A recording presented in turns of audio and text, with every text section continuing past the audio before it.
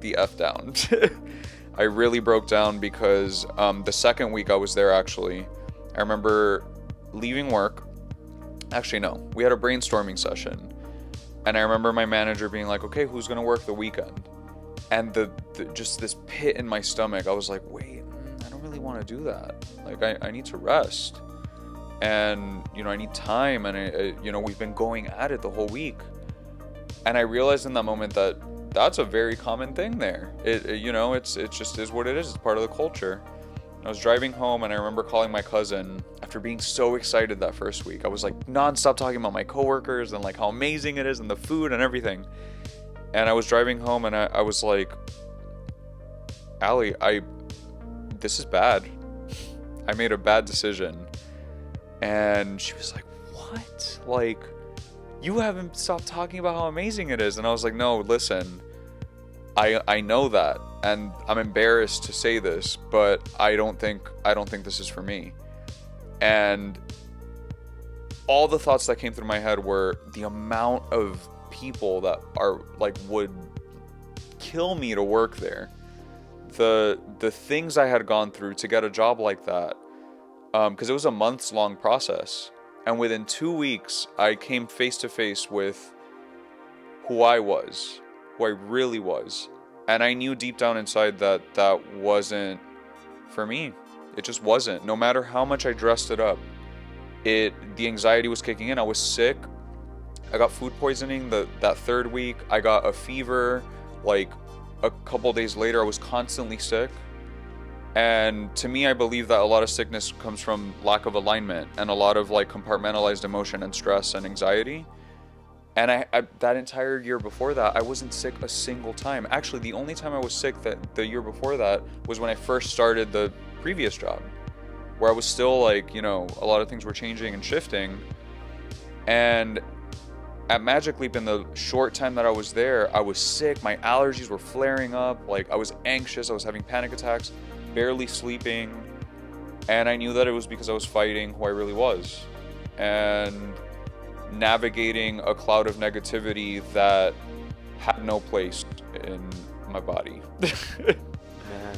And now that sense of that environment gave you a sense of direction to be a warrior of positivity. Yes. And now you are starting your journey, or you already started your journey as being a creative coach. Yes. Why don't you educate me more about how the negativity that you've been enveloped by, you taken it, dissected it, transformed it into something that is more human beneficial, mind, body, and soul. Sure. Yeah, so the coaching thing, what's interesting about that is I always wanted to use my skills for good. I wanted to make a difference. I wanted to have an impact. And I think from my perspective, deep down, I think most people want that. And so when I came face to face with that moment where I was like, okay, there's this negative cloud, I'm feeling all these different ways. What do I want to do? Like, what is it that's going to break me out of this? Excuse me. And I spoke to an old friend her name's Michelle Gomez, and she's my current coach. And she was already coaching at the time, and she coaches artists and designers to start their own businesses. And so I called her, and this is another miracle in my life, truly, because I hadn't talked to her in months. And I called her in one of my freakouts. I was like, Michelle, I made this mistake, etc., whatever. She was like, Julian, you are a coach. You can do this because you're a natural leader. You've gone through all these experiences. Like, she listed all these different values. And I took a step back and I was like, what? This word coach, I'm like, I'm not really a coach. What does that even mean? It's not me. And so I meditated about it. I went home and I started really thinking about the process that it took to get to Magic Leap and have that realization that I had, and how I've grown as a person, what my values were. And this is what's crazy about trusting the world and trusting the universe and having your creativity kind of flow out of you. I bought a notebook, and the first word I wrote was catch. And I was like, I really like how that sounds. Like catch, like catching, your light, catching your creativity, like catching this like fleeting moment to like put it out there. And initially it was the name of a talk that I would want to give in the future, like a TED talk. And I was like, I'm gonna call it Catch, and something around how art and design can heal your trauma or heal you or whatever, something along those lines. And I went to work, and I'm motivated now because I'm like, I have like some sort of direction. And one of my coworkers, the coworker that sat next to me, his work, he was a 3D designer, and his work was incredible. I tell him every time I talk to him, I'm like, your work is just outstanding. And he was mentioning how he didn't really know why he did it. He was like, oh, I create these things, and like I just kind of create them and like have fun with them. And I was like, no. You can make money. Yeah, no. This is so far beyond just making them. Like, they're so consistent and beautiful, and he was creating these worlds. And after some back and forth with talking to him over the course of some days, we spoke about how he was telling his story through his work. And I just saw so much magic in that, because pairing that with my work with Michelle, who I started working with in tandem, I realized that I was telling that my entire existence as an artist and designer was to tell my story. That's all I was ever trying to do, is express who I was by whatever means that I was allowed to express them in. And I thought there was so much power in that, because when you think about your own story, you're talking about your life, your circumstances, the ups and downs, the characters, the lessons, the values. And I was like, I really want to work on helping people hone in on what their story is. And so I started creating this process where I thought about all the things that I learned as a designer through the design process, through the product development process, like having all these pieces, creating tasks around it, getting to a point where you have this finished product. I was like, what if the product is a human being and the process is their story? And so I started, reflecting back on how I unraveled my story. Like, okay, I fell apart into all these pieces. What are all these pieces that are there? Okay. This piece is important because of XYZ. I learned this piece connects with this one because blah, blah, blah. You start putting the puzzle together into what your story actually is. And once you have that awareness, it is a power that I can't even describe, because it's inspiration at its deepest level. You're inspiring yourself through your own story. You're just like, wow, everything that I've been through has gotten me to realize that I've learned all these different lessons, that I have all these different values. Now, how can I apply this to redesign my life in a way where what I do matters?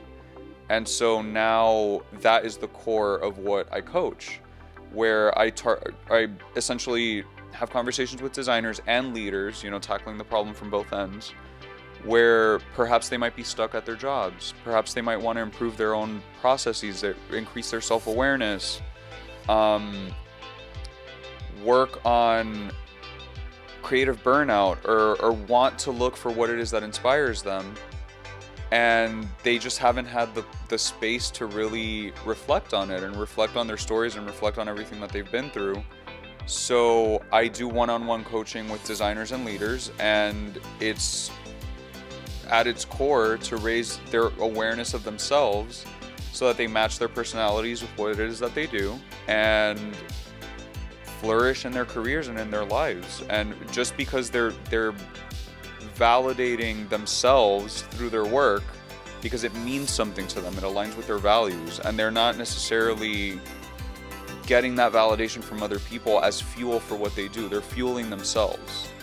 And I think that once a designer or any sort of creative, especially a design leader, is capable of that awareness and capable of using that kind of vulnerability and empathy to create environments where they can spread that message of like owning your story and owning your values and creating from that place, we're gonna live in a better world. And so that's my mission as of late, as a creative coach. Wow. And people would be surprised how silent I was about that. Yeah. Did any of your family, like your parents, instill this kind of like this angelic like pursuit of positivity? Like did they prepare you to like their discipline? Because I know that we like kind of like glazed over like, you know, their medical and military, right? Yeah. But they're also diverse. This world's a diverse, you know. Yeah. Who would have thought that Dominican Puerto Rican Right. Yeah. would have such a transformative experience? Do you think that, first of all, your parents, if you can like, you know, just more detail, because some people have like different support systems. Yeah. I remember I had a conversation in one of my episodes that's like, I wouldn't be where I am today if it wasn't for my father. And my father had a camera, but he never pursued it as a career. He was more into production in Colombia. I'm talking about Juan Felipe. He's in episode 1. If you have a chance to check it out, please do. I saw it. Yeah, he was one of my first people that I'm like, oh, let's go. Let's talk. And he's just like, yeah, let's do it, man. And he's like, and he's to this day, the people that I work with, they're just like, yo, when is season 2? Yeah. Are we gonna do more of this? Are you jumping into other things? I'm like, yeah, this is the first of many. We're all like, you know, but I think my parents, because if it wasn't for them and the experiences that they went through, I wouldn't have pieced together more self-awareness about me. Like, my father was pushing me to be a more tech person. Be a lawyer, be a tech, be something analytical. And then it wasn't until I learned more about my mother's side. And it's like, yeah, my father was a business person, and my mother, before she passed away, she did fashion and tapestry. And I'm just like, whoa, that's why I'm so into fashion. Or maybe, wow, that's why I'm into business more.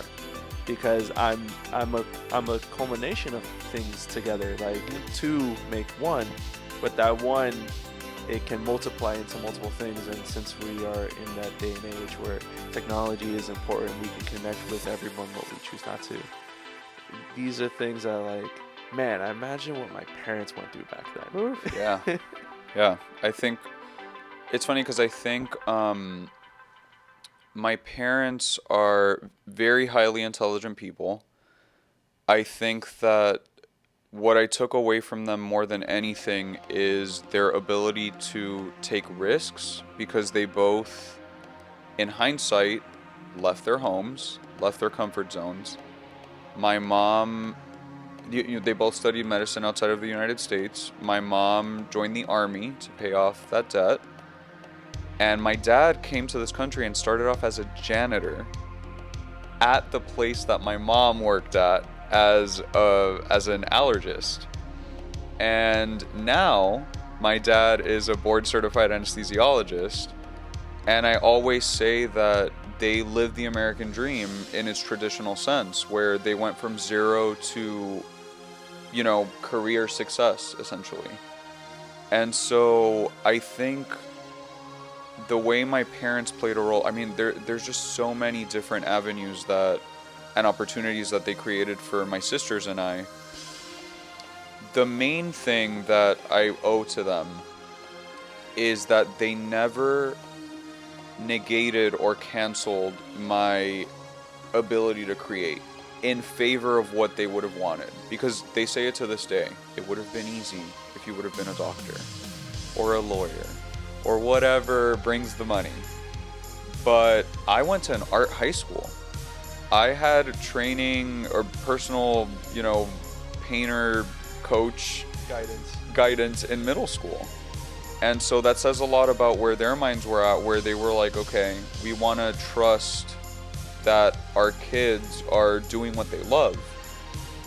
And I think what's interesting is that my dad, I definitely get my work ethic from him. I'm extremely disciplined, almost to a fault, where I'm like, oh, if I'm out of routine, I'm gonna lose my mind. But my dad's work ethic is, I mean, he's unstoppable. Like, he has not stopped working since I've known him.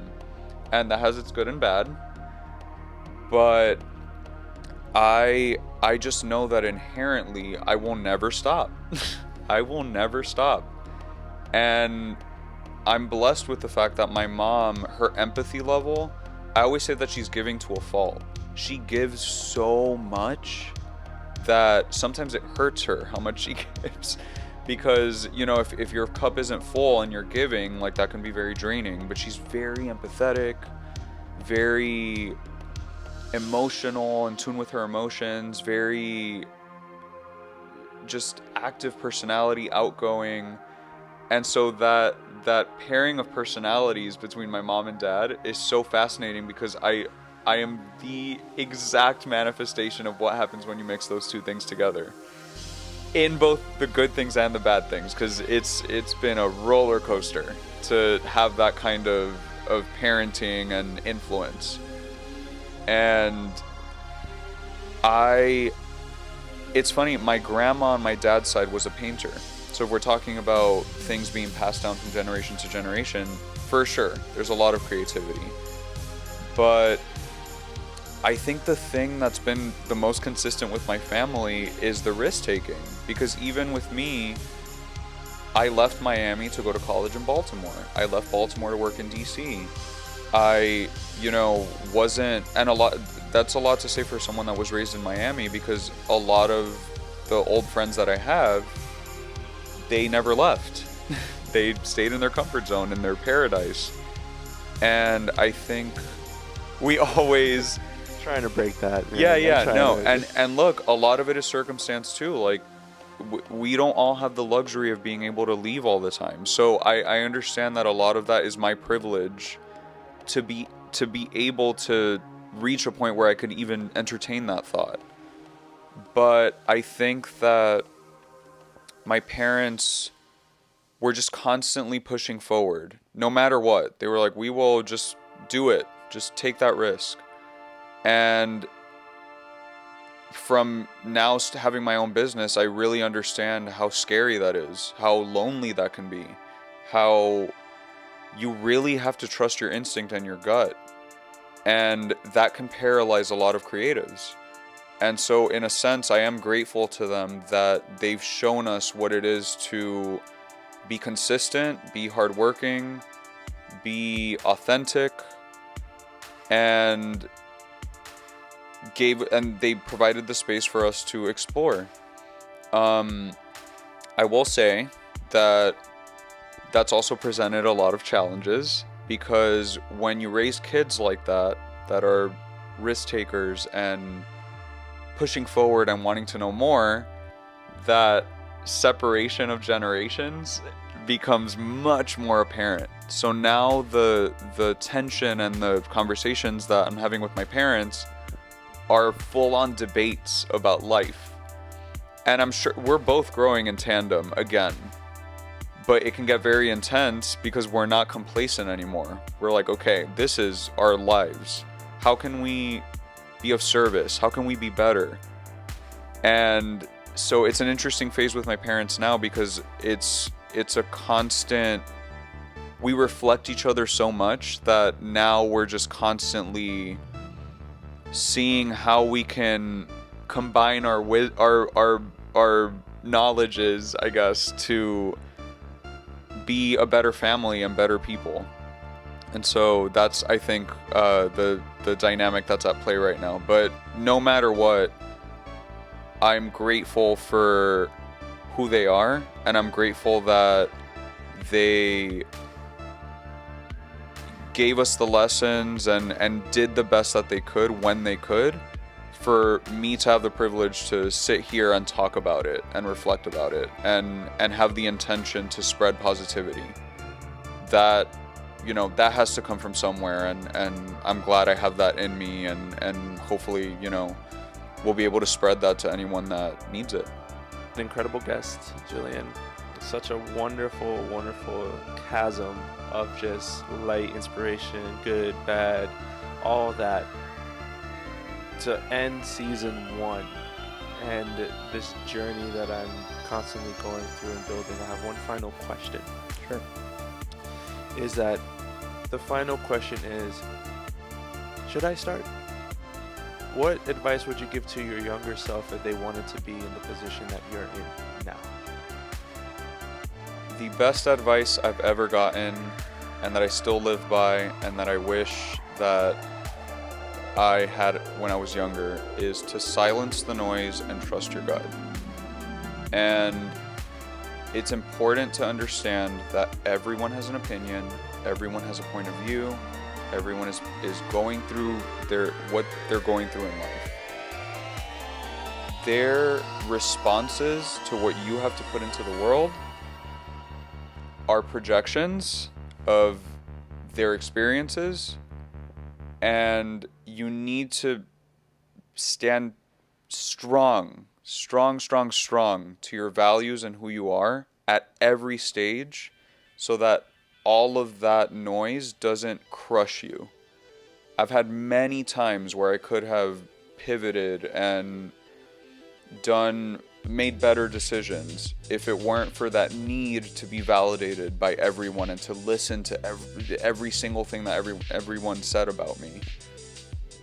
And if I had that awareness sooner, where I stood on my values and believed in my moral compass, I would have pursued this sooner rather than being in the minutia. Yeah, in the minutia and in the need for more and just those egotistical reasons to continue.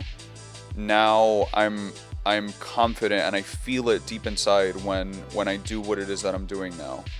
And so the only way to do that, again, is to silence that noise through meditation, through whatever technique that you need, and trust what it is that your gut is telling you, because it's usually right. It's usually right for you and your path. And if you do that, you will construct a path that is just full of magic and miracles and just brilliant creativity. And I just wish that for any young creative, that your story matters, and that whatever it is that you want to create and put out into the world, it absolutely matters and it has a place. And I think I'm comfortable with that advice. So do us a favor, and if you could please look at that camera, and where can people find you, find your work, get coaching if they're creative? So as far as coaching and my coaching services, there's thecatchmethod.com. That's where I list the services. There's a video of me on there telling my story, and everything I post on Instagram. I do a lot of long form writing. It also appears in a feed on that website.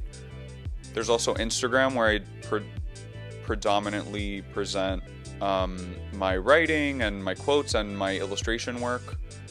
That is at JLN as in Nancy Haddad, Haddad, and LinkedIn and Facebook. But generally, yeah, if you search my name, Julian Haddad, you will find me, and the coaching service is called The Catch Method. Awesome.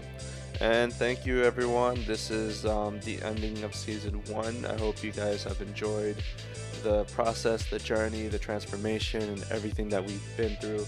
It's such a great journey, and can't wait until we start with season 2 or jump into something else. I don't know. You have to let me know. All right, cool. Thank you, guys, and peace out. Thank you so much. Yeah. No, thank you. Thank you.